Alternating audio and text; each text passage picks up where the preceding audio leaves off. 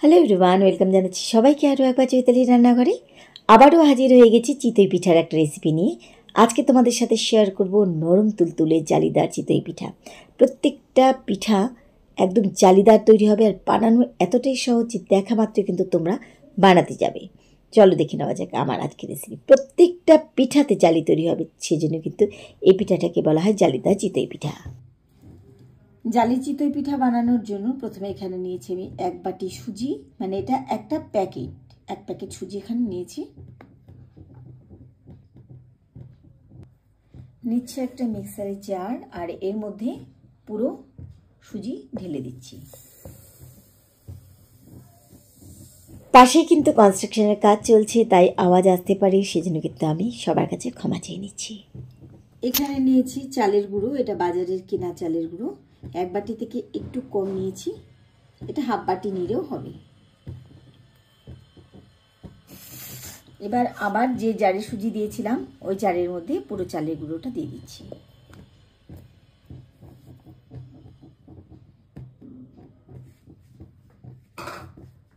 দিচ্ছি 1/4 চামচের মতন নুন।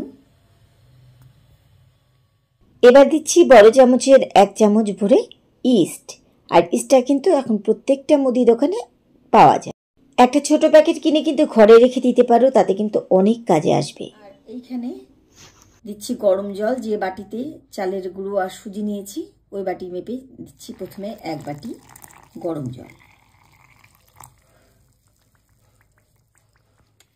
একটুখানি চামচ দিয়ে মিশিয়ে নিচ্ছি। একটুখানি মিশিয়ে নিলাম, ভালোভাবে মেশানো হয়ে গেছে। এতে ব্যাটার মনে হচ্ছে একটু টাইট হয়ে গেছে, সেজন্য এই ব্যাটার কিন্তু আমাদের আর একটু পাতলা লাগবে। সেজন্য এখানে এবার হাফ বাটির মতো জল এর মধ্যে অ্যাড করে দিচ্ছি। খুব ভালোভাবে এবার গুলিয়ে নিতে হবে। এই কাজটা চাইলে তোমরা কিন্তু অন্য কোনো বাটিতেও করতে পারো, তবে জারের মধ্যে একবারে কাজ হচ্ছে, আমাদের একসাথে নিলে কিন্তু কাজটা একবারে করতে সুবিধা হবে। ভালোভাবে গ্রাইন্ডার চালিয়ে সব কিছু একসাথে মিশিয়ে নিচ্ছি।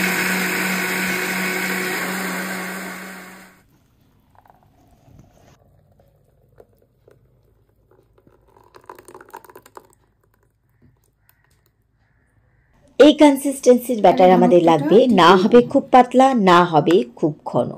আর এর মধ্যে কিন্তু আর 1 ফোঁটা জল মেশানোর দরকার নেই, একদম পারফেক্ট ব্যাটার কিন্তু আমাদের তৈরি হয়ে গেছে।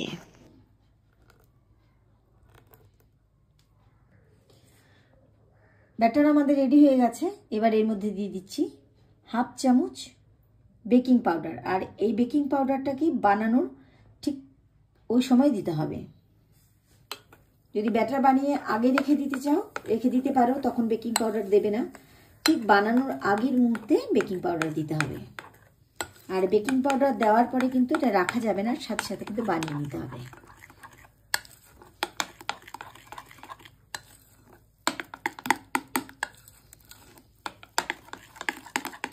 খুব ভালোভাবে বেকিং পাউডারের সাথে এটাকে মেশাতে হবে, যেন কোনো রকমেরই এর মধ্যে কোনো লাম্পস না থাকে।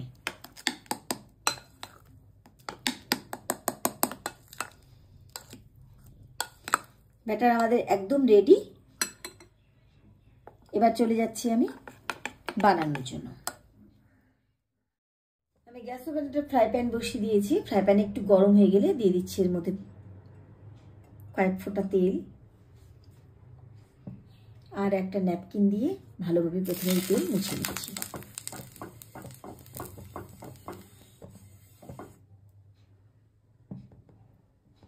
যতবার পিঠা বানানো হবে তার আগে খুব ভালোভাবে কিন্তু এরকমভাবে একটু ঘেটে নিতে হবে।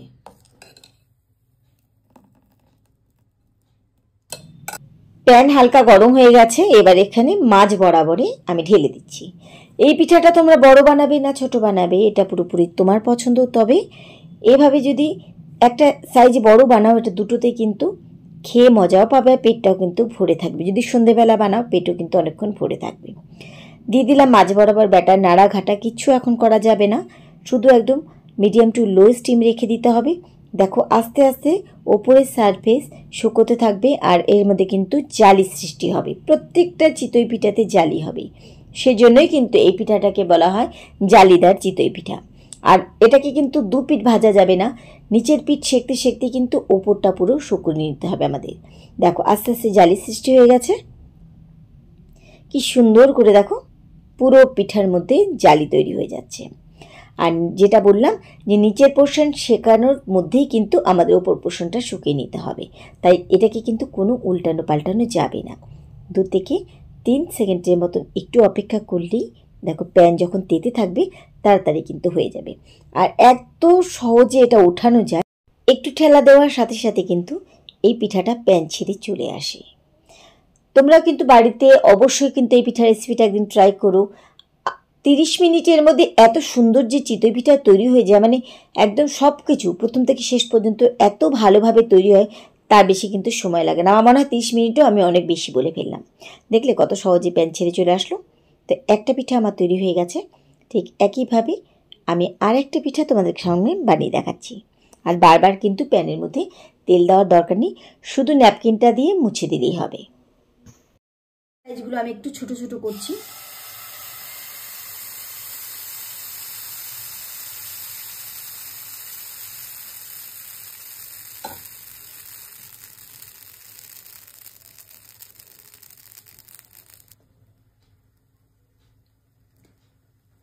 প্রত্যেকটাতে দেখো কি সুন্দরভাবে জালি তৈরি হয়ে যাচ্ছে। ক্যামেরায় আমি কতটুকু বোঝাতে পারছি জানি না, তবে দেখো কত সুন্দরভাবে পুরো সারফেস জালিতে ভরে গেছে। একবার তোমরা কিন্তু এই পিঠাটা বানিয়ে দেখতে পারো। শীতের সিজনে কিন্তু এই পিঠাটা খেতে দারুণ লাগে। এটা 12 মাসই বানানো যায়, তবে শীতের সময় খেতে খুব ভালো লাগে। খেজুর গুড় দিয়ে এটা খেতে পারো বা কোনো রকমের সবজি দিয়ে খেতে পারো, তবে আমার বরাবরই যেটা পছন্দ সেটা হচ্ছে চায়ের সাথে। এটা কিন্তু গরম গরম দুধ দিয়ে খেয়ে দেখো, দারুণ লাগে খেতে, মনে হয় একদম যেন ভাপা পিঠা খাচ্ছ। আমি আর একটা পিঠা বানিয়ে দেখাচ্ছি। প্রত্যেকটা পিঠা একই রকম তৈরি হবে। এটা সকালে বানিয়ে তুমি সারাদিনে যখন খুশি খাও একদম নরম থাকবে, আর এতটা স্ট্রেচি হয় এই পিঠা। আমি আরেকটা বানানোর পরে তোমাদেরকে দেখাচ্ছি। এই পিঠাটা হয়ে যাবে চটজলদি, সন্ধেবেলার টিফিনে বলো, ব্রেকফাস্টে বলো, বা এটা কিন্তু ডিনারেও বানিয়ে নিতে পারো। ব্যাস তৈরি হয়ে গেল আমাদের জালিদার চিতই পিঠা। এই পিঠাগুলো শুধু খেতে সুন্দর না, দেখতেও কিন্তু খুব সুন্দর হয়। অল্প খাটনিতে অল্প খরচে একটা মজাদার পিঠা রেসিপি। এবার চলো দেখাই এই পিঠাগুলো কতটা স্ট্রেচি হয়। দেখো পুরো জালিতে ভরা, কি সুন্দর নরম, কতটা স্ট্রেচি দেখাচ্ছি। দেখো দেখো, দেখেছো তো? তো কেমন লাগলো আমার আজকের রেসিপি তোমরা কিন্তু অবশ্যই কমেন্ট করে জানাবে। আর রেসিপি ভালো লাগলে বরাবরের মতো লাইক করতে ভুলো না, শেয়ার করতে ভুলো না। তাহলে আজকের মতো সবাইকে ধন্যবাদ জানিয়ে এখানে বিদায় নিচ্ছি। ফিরে আসবো আবার অন্য কোনো রেসিপির সাথে অন্য কোনো দিন। সেই পর্যন্ত সবাই খুব ভালো থেকো, সুস্থ থেকো।